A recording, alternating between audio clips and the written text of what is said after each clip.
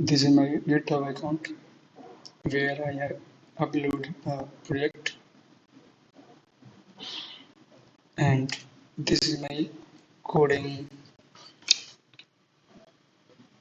files.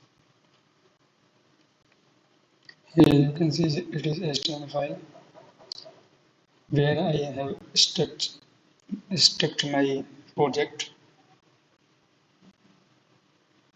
You can see,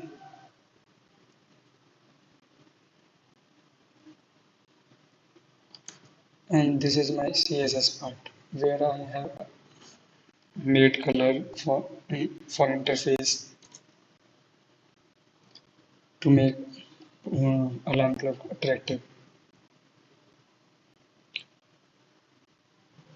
We can customize it by own.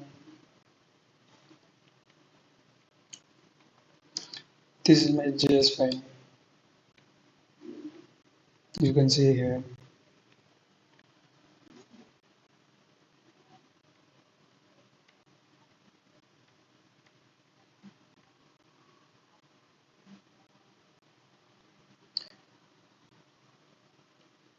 For making this project, I have taken help my friends and seniors